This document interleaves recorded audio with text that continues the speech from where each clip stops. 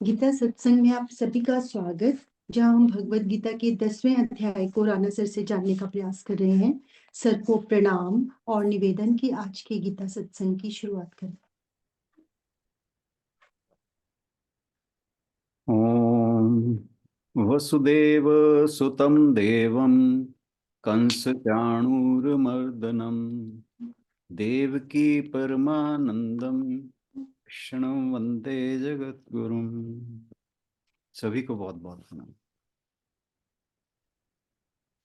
हम गीता जी के 10वें अध्याय के श्लोक नंबर 33 तक पहुंच चुके हैं और कल हमने बात की थी श्लोक नंबर 31 और 32 की। भगवान जी 31वें श्लोक में कहते हैं कि पवित्र करने वालों में वायु और शस्त्रधारियों में राम मैं हूं। और ये जितने भी समुद्री जीव हैं उनमें मगर मैं हूं।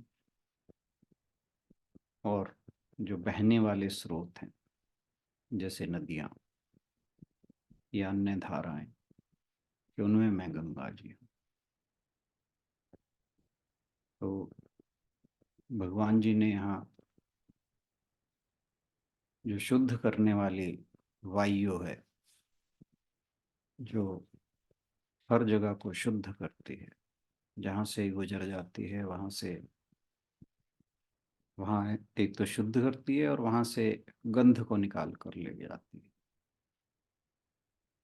और शस्त्रधारियों में मैं राम हूँ। जैसा कि आप जानते हैं कि राम जी जो थे वो मर्यादा पुरुषोत्तम थे और वो अपने जीवन भर उन्होंने जो कुछ भी किया वो मर्यादा में रहकर किया। इसलिए वे जब शस्त्र को भी धारण करते हैं तो उसे भी मर्यादा में ही करते हैं। वो शस्त्र का उपयोग किसी की जान लेने के लिए नहीं, बल्कि आत्मरक्षा या जो जनसाधारण है उनकी रक्षा के लिए भगवान जी ने जहाँ भी शस्त्र का प्रयोग किया इसी भाव से ही किया। इसलिए श्री कृष्ण भगवान यहाँ कहते हैं कि शस्त्रधारियों में मैं राम। और जो जलचर हैं, जितने भी जो जल में रहने वाला प्राणी जगत है उसमें मैं मगरमच्छ हूँ। और नदियों में मैं गंगा हूँ। जानवी बताया। और जैसे हमने कल बात की थी कि महर्षि जानू के की पुत्री के रूप में इन्हें जानवी जाना जाता है। और क्या कहानी थी उसके पीछे वो हमने कल बात की थी, उसको रिपीट नहीं करेंगे। और 32वें श्लोक में भगवान जी कहते हैं कि मैं संपूर्ण सर्गों के आदि मध्य तथा अंत में मैं ही हूं। सर्ग होता है सृष्टि का आरंभ। तो जब सृष्टि के आरंभ की बात आती है तो कहते हैं कि उसका आदि मध्य और अंत में ही हूं। यानी किसी भी सर्ग के आदि या अंत से पहले भगवान जो हैं उनका वो विद्यमान रहते हैं। और ये जो सृष्टि का चक्र है ये उद्भव और प्रलय को प्राप्त होता है बार बार। विद्याओं में अध्यात्म विद्या, जितनी भी प्रकार की विद्याएं हैं या जो हम विद्या ग्रहण करते हैं जिसे एजुकेशन कहते हैं आजकल, इन सबको अगर देखा जाए तो इनमें अध्यात्म विद्या जो स्वयं के स्वरूप को जानने की विद्या है, अध्यात्म विद्या, वो कहते मैं हूं। और शास्त्रार्थ करने वाले उनमें वाद में हूं। तो कल हमने बात की थी कि 3 प्रकार के वाद होते हैं, एक वाद, एक जलप और एक वितंडा। तो इनमें जो वाद है वो मैं हूँ। अब आज बढ़ते हैं हम आगे श्लोक नंबर 33 की तरफ। आशु बहन से अनुरोध, श्लोक पढ़ते हैं, फिर हम इसको शुरुआत करते हैं। जी सर। अक्षराणाम ओंकारोस्मि, अक्षराणामकारोस्मि, द्वन्द्वः समासिकस्य च, अहमेवाक्षयः कालो, धाताहं विश्वतो मुखः। अक्षरों में अकार और समासों में द्वंद्व समास में हूँ। अक्षय काल अर्थात काल का भी महाकाल तथा सब और मुख वाला धाता भी मैं हूँ। तो भगवान जी कहते हैं कि अक्षराणाम अकारोस्मि, कि जो अक्षर हैं अविनाशी अक्षर, उनमें ईश्वर जो हैं वो अ अक्षर में सबसे प्रमुख रूप से प्रकट होता है। संस्कृत में अ अक्षर की ध्वनि जो है वो हर अक्षर में प्रकट या प्रधान होती है, जिससे शब्दों का उच्चारण जो है वो लयबद्ध हो जाता है। ये अक्षर सभी भाषाओं के अक्षरों में भी प्रथम स्थान रखता है। किसी भी अक्षर का उच्चारण अ के समर्थन के बिना नहीं किया जा सकता। जैसे व्यंजन क है, उसका उच्चारण क बनाने के लिए अ जो है जोड़े बिना नहीं किया जा सकता। क, तो इसमें अ की ध्वनि आती है। ऐसा कहा जाता है कि प्रत्येक अक्षर का एक इष्ट देव होता है, और ब्रह्मा जी अ के इष्ट देव हैं। इसके महत्व को देखते हुए इस अक्षर अ के, जिसे हम संस्कृत में अकार कहते हैं, जैसे ओम है, अ अकार, उ उकार, म मकार, तो इन 3 व्यंजनों से बनता है। इसीलिए इसे भी यहाँ अकार कहा गया है। अकार का मतलब जो अ की ध्वनि। तो इसके महत्व को देखते हुए भगवान जी कहते हैं कि ये जो है ये मेरी अभिव्यक्ति है। फिर द्वंद्व सामासिकस्य च। अब यहाँ पर फिर संस्कृत व्याकरण की बात की गई है। जो समास, जिन्होंने हिंदी या संस्कृत पढ़ी है उसमें संधि समास आपने पढ़ा होगा। तो जो समास का समूह है उसे सामासिक कहते हैं। इसमें यानी समास जो होता है और संधि, ये 2 शब्दों के योग से बनता है। 4 प्रकार के यौगिक होते हैं, जिनमें अव्यव, तत्पुरुष, बहुव्रीहि और द्वंद्व, ये 4 हैं। तत्पुरुष के अंदर 2 और आते हैं, कुल 6 माने जाते हैं, पर मुख्य ये 4 हैं। तो समास जो है शब्दों का संयोजन है, यह 2 शब्दों को जोड़ता है। पहले शब्द के अंतिम भाग और दूसरे शब्द के पहले भाव में मामूली परिवर्तन होता है जब हम 2 शब्दों को जोड़ते हैं। द्वंद्व समास जो है संयुक्त होने वाले दोनों शब्दों को समान महत्व देता है। इसमें यह विलक्षणता है कि ये दोनों ही पदों के अर्थ की इसमें दोनों ही पदों के अर्थ की प्रधानता रहती है। जैसे राम कृष्ण हम अगर कहें तो इसमें राम और कृष्ण दोनों पदों की प्रधानता है। इसीलिए कहा कि द्वंद्व जो है वो श्रेष्ठ है। और इसी प्रकार स्वयं और गैर स्वयं के साथ मिश्रित होकर हमारे द्वारा अनुभव की गई जो धारणाओं की दुनिया है उसका निर्माण करते हैं।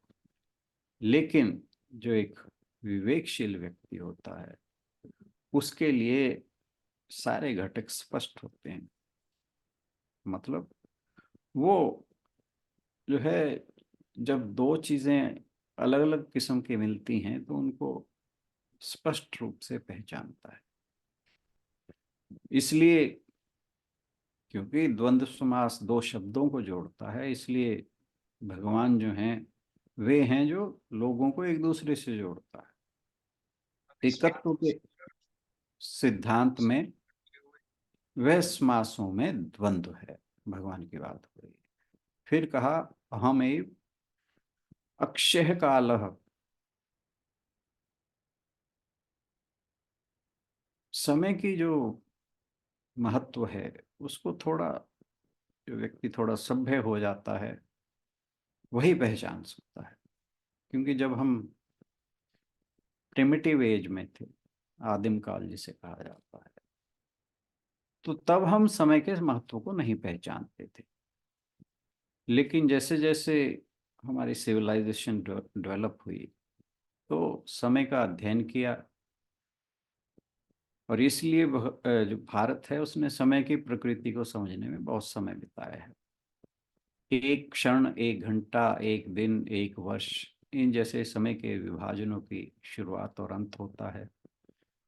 लेकिन समय अपने आप में अनादि और अनंत है, और इसे भगवान के समान माना जाता है, जिन्हें महाकाल कहा जाता है। श्लोक 30 में भी समय का वर्णन आया है, लेकिन वहाँ समय जो है सीमित है, लेकिन यहाँ इसे अनंत रूप में, अनंत के रूप में वर्णित किया गया है। इन्हें एक साथ रखने का अर्थ यह है कि आत्मा शुद्ध समय की पूर्ण अवधारणा और प्रत्येक क्षण के सीमित अनुभव, दो तरह के हो गए ना, एक समय सीमित है, एक अनंत है, तो इन दोनों के अनुभव के आधार है जो आत्मा है। लेकिन समय के प्रत्येक अंश की जागरूकता के लिए समय की पूरी अवधारणा समझना असंभव है। इसलिए भगवान समय की प्रत्येक इकाई में, चाहे वो सीमित हो चाहे अनंत हो, उसमें व्याप्त हैं और समय के आधार भी हैं। और काल को मृत्यु भी कहा जाता है। काल के तीन भेद कहे गए हैं। पहला, दिन, माह, ऋतु, वर्ष आदि गणना में आने वाला समय, और भूत, भविष्य, वर्तमान, जिसको श्लोक 30 में भगवान जी ने विभूति बताया है। और दूसरा है विनाशकारी काल, जिसको जो श्लोक आने वाला है 34वां, उसमें मृत्यु रूप विभूति कहा गया है। महाप्रलय के बाद प्रकृति की साम्य अवस्था भी काल है। तीसरा महाकाल, यहाँ जिसे इस श्लोक में अक्षय काल के रूप में विभूति कहा गया है।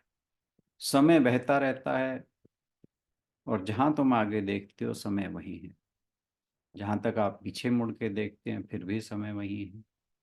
समय का यह प्रवाह बहुत प्रभावशाली है, यह अंतहीन रूप से चल सकता है। श्री कृष्ण इसलिए कहते हैं कि मैं यह अक्षय या अंतहीन काल या समय हूं। 11वें अध्याय में भगवान जी कहते हैं कालो अस्मि, मैं काल हूं। संपूर्ण विश्व जो है काल द्वारा भस्म हो जाएगा, ये कहा गया है। समय दुनिया की हर चीज को खा जाता है, कुछ भी नहीं छोड़ेगा। यह समय की मौलिक प्रकृति है, और यह जबरदस्त वास्तविकता है समय की। तो ये था काल के बारे में। फिर आगे भगवान जी कहते हैं दाताहम विश्वतो मुखम मुख। तो आगे भगवान जी अपनी विभूति बताते हुए कहते हैं कि सबके सृजन करने वाला चतुर्मुख ब्रह्म मैं। इन्हीं के मुख से चारों वेद निकले। उनकी सर्वव्यापकता और सर्वज्ञता, जिसे विश्वतो मुख कहा है, यह सुनिश्चित करती है कि हर किसी को वही मिले जिसका वह हकदार है, यानी समान रूप से सबका व्यवहार। भगवान का सर्वतोमुख रूप या विराट रूप उसका ही एक दिव्य रूप है तथा भक्तों के लिए विभूति रूप में उपासना करने लायक है। सब और मुख वाला, सब कुछ देने वाला, सब कर्मों का फल देने वाला विश्वतोमुख विराट रूप परमेश्वर भक्तों के लिए सर्वत्र व्यापक निराकार ब्रह्म की अपेक्षा अधिक समझ में आने वाला तथा अपने समीप प्रतीत होता है। तो जो भक्त हैं उनके लिए भगवान का साकार रूप वो ज्यादा इंपॉर्टेंट है, क्योंकि वो भगवान के रूप को देखकर ही उसमें उनमें श्रद्धा जगती है, उनमें भक्ति की भावना दृढ़ होती है। निराकार रूप जो है वो ज्ञानियों के लिए है। हालांकि भक्त भी जो है जब अपने अंतिम लक्ष्य के करीब पहुंचता है तो उसे भी जो है निराकार रूप जो है भगवान का वो समझ में आ जाता है। तो इसलिए जब हम गद्य या पद्य, गद्य यानी जो प्रोज होती है और पद्य जो है काव्य जिसे कहा जाता है, इन दो रूपों में जब साहित्य पढ़ते हैं या जब हम अपने कार्य के परिणामों पर विचार करते हैं तो हमें हमेशा यह एहसास होना चाहिए कि ईश्वर ही उन सभी के माध्यम से काम कर रहा है। अब हम बढ़ते हैं श्लोक नंबर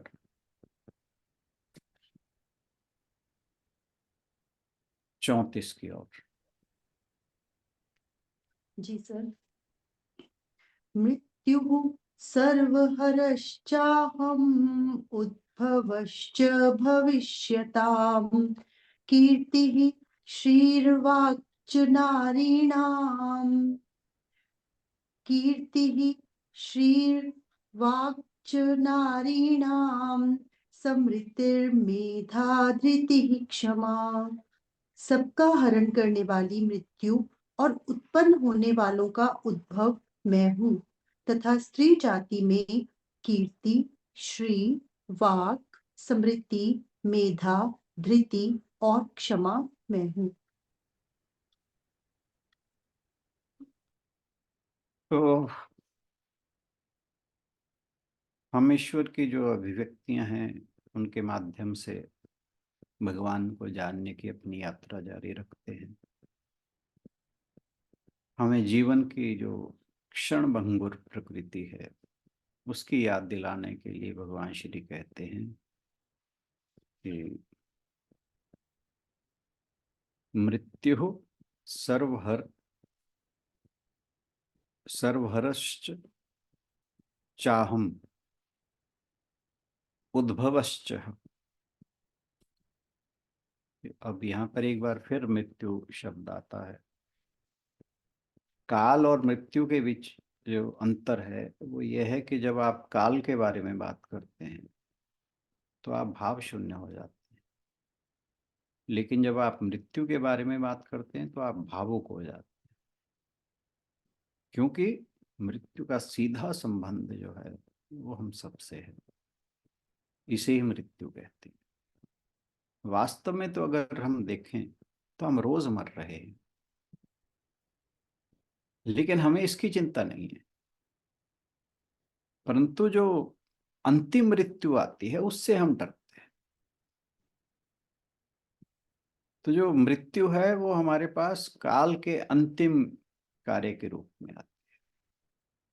मृत्यु उन शक्तियों में से है जो चीजों को नष्ट करती है, परम विनाशक है। जीवन और मृत्यु ये दोनों अस्तित्व के विपरीत है। जन्म लेने वाले की मृत्यु निश्चित है। ईश्वर की जो सृजन शक्ति है उसी के समान विनाश की भी शक्ति है। वह सभी का निर्माता, रक्षक, संरक्षक और विनाशक है। भले ही मृत्यु के रूप में वह सब कुछ नष्ट कर दे, वह अपनी रचना से अलग रहता है। वह प्रकृति द्वारा स्पर्श नहीं किया जाता। भगवान की दो प्रकृतियां हैं, दो आवरण हैं जो उन्हें ढकते हैं। एक तो उनकी योग माया जो मनुष्य की आंखों को ढक देती है। अज्ञानता के कारण व्यक्ति हर चीज में भगवान को नहीं देख पाता, लेकिन जब उसकी कृपा से वह पर्दा हट जाता है तो उसे सभी में भगवान का एहसास होता है। लाक्षणिक रूप से मृत्यु का पीछा करते हुए कोई भी व्यक्ति से दूर भागता है।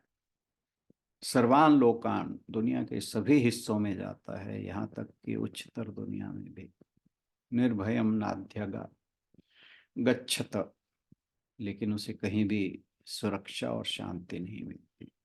लेकिन संयोग से यदि भगवान के चरण कमलों में जगह मिल जाए तो हे कृष्ण, मृत्यु तो फिर उसे छू भी नहीं सकती। मृत्यु पास आती है और चुपचाप पीछे हट जाती है। वह व्यक्ति, वह दिव्य व्यक्ति जो आप हैं। देवकी के 8वें गर्भ के समय जब कंस ने देखा, देवकी को देखा, तो कहा कि मालूम होता है मेरा प्राण हरण करने वाला इसी गर्भ में है। क्योंकि जब एक स्त्री को गर्भ ठहरता है तो उसका सौंदर्य कम हो जाता है, परंतु जब 8वां गर्भ देवकी माता के ठहरा तो देवकी में तो अत्यंत अपूर्व सौंदर्य की वृद्धि हो गई। अब कंस के बड़े बड़े रक्षक थे, परंतु माता पिता को कष्ट देने, 10 दिन के शिशुओं की हत्या करने तथा देव आराधना न करने आदि के कारण भगवान श्री कृष्ण ने उसके भांजे होकर भी पक्षपात रहित होकर उसके प्राण हर लिया। इसीलिए भगवान कहते हैं कि सबके प्राणों का हरण करने वाला मृत्यु मैं हूं। सभी प्राणी जन्म लेते हैं तथा मृत्यु को प्राप्त होते हैं। सभी देह यानी शरीर अंतवान है, विनाशवान है। मृत्यु अथवा विनाश देह का धर्म है। वास्तव में मृत्यु देहांतर प्राप्ति का साधन है, क्योंकि जब आत्मा एक शरीर को छोड़ती है तो वो दूसरे शरीर को धारण करती है। लेकिन मनुष्य ज्ञानवश मृत्यु को पूर्ण विनाश समझकर उससे भयभीत रहता है। मृत्यु सामान्य घटना होकर भी अत्यंत विलक्षण है। मृत्यु बड़े और छोटे, धनी और निर्धन, संत और दुष्ट, सबको एक समान प्राप्त होने वाली तथा विवेक देने वाली गुरु है। मृत्यु को भगवान की विभूति मानने से मनुष्य को मृत्यु का भय नहीं रहता। मृत्यु के भय पर विजय प्राप्त करके मनुष्य जीवन के सौंदर्य को पहचान सकता है। फिर कहा उद्भवश्च भविष्यताम्। यह कहकर भगवान बताते हैं कि जितने उत्पन्न होने वाले हैं उनकी उत्पत्ति रूप कर्म में, उत्पत्ति के कर्म ना रहने पर कोई उत्पन्न ही नहीं होगा। इसका अभिप्राय है कि तुम कर्म का त्याग मत करो, बल्कि फलाशक्ति का त्याग करो। कर्म त्याग से तो भगवान कहते हैं आप हमारा ही त्याग कर दो। गोस्वामी तुलसीदास जी कहते हैं कर्म प्रधान विश्व करी राखा। तो यहाँ भगवान कहते हैं कि भले ही भगवान मृत्यु के रूप में प्रकट होते हैं जो सभी को नष्ट कर देते हैं, अपने शरीर से सभी चीजों को अलग कर देते हैं, फिर भी सभी को वे फिर से जोड़ते हैं। वे जन्म और मृत्यु का कारण है। वे स्वयं उन सभी का मूल हैं जो जन्म लेने वाले हैं। भगवान भविष्य में उत्पन्न होने वाले प्राणियों के जन्म का भी कारण है। उद्भव या उत्पत्ति भगवान की ही एक विचित्र विभूति है।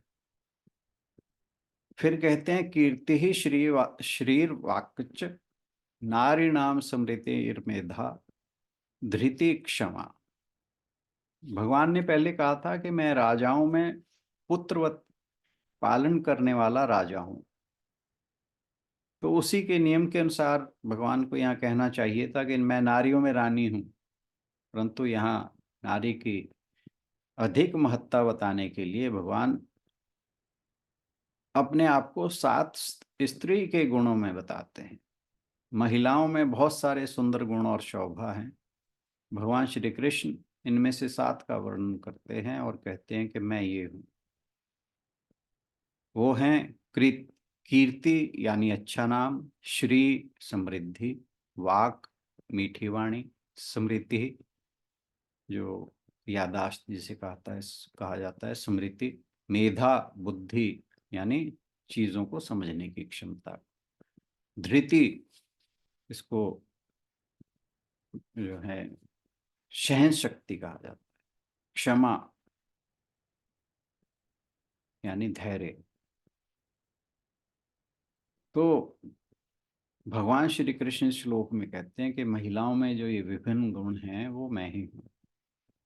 वे इससे ये बताते हैं कि केवल अपनी नारी के फेर में मत पड़े रहो, बल्कि ये जो सुर दुर्लभ मानव शरीर है इसको पाकर इन 7 नारियों का भी संपादन करो, तब जो तुम्हारी स्त्री है वो तुम्हारा कल्याण करने वाली। पहली स्त्री कीर्ति को अपनाकर कुछ कीर्ति यानी जैसे बाग लगवाना, पानी का कूप लगवाना, अस्पताल आदि बनवाने की चेष्टा करो। दूसरी स्त्री श्री द्वारा खेती व्यापार नौकरी करके कुछ धन एकत्र करो जो कि आगे जीवन में काम आए। तीसरी स्त्री वाणी को अपनाकर कुछ विद्या का अर्जन करो, केवल पशु की तरह मत रहो। चौथी स्त्री स्मृति से अपनी बातों को याद कर कर उस पर दृढ़ रहो। पांचवी स्त्री मेधा द्वारा बुद्धि से विचार कर कार्य करो, क्योंकि कहा गया है कि बिना विचारे जो करे सो पाछे पछताए, काम बिगाड़े आपनो जग में होत हंसाए। अब छठी स्त्री जो है वो है धृति, उसके द्वारा धैर्य रखो, धर्म से विचलित मत हो। जैसे कहा जाता है जो भगवान राम के भाई थे भरत, वे विचलित नहीं हुए। 7वीं स्त्री क्षमा द्वारा अपने अंदर क्षमा रखो, जिससे श्रेष्ठता आएगी। जैसे सीता माता परम क्षमा शक्ति के रखते हुए भी भगवान रावण को क्षमा करती हैं। इन 7 स्त्रियों को अपने समीप रखना चाहिए। यदि ना हो सके तो कम से कम 2-4 का तो अवश्य पालन करें। ईश्वर ना केवल पारलौकिक है बल्कि अंतर्यामी भी है। यही इस और अगले अध्याय का मुख्य विषय है। आज के लिए इतना ही। बहुत बहुत धन्यवाद। कल हम अगले श्लोक पर चर्चा करेंगे।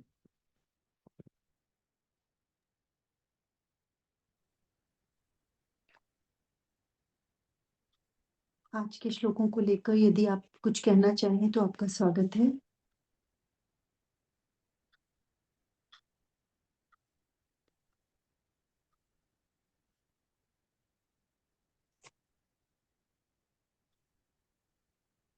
चलें चलिए समाप्त। फिर इसी के साथ समापन की। ओम पूर्णमदः पूर्णमिदं पूर्णात् पूर्णमुदच्यते पूर्णस्य पूर्णमादाय पूर्णमेवावशिष्यते। ओम शांति शांति शांति। हरिओम। सभी को बहुत बहुत प्रणाम और आज के सत्संग में आने के लिए बहुत बहुत धन्यवाद। Thank you everyone.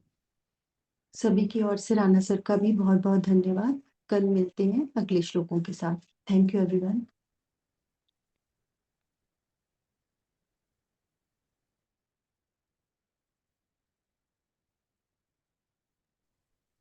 तो हेलो।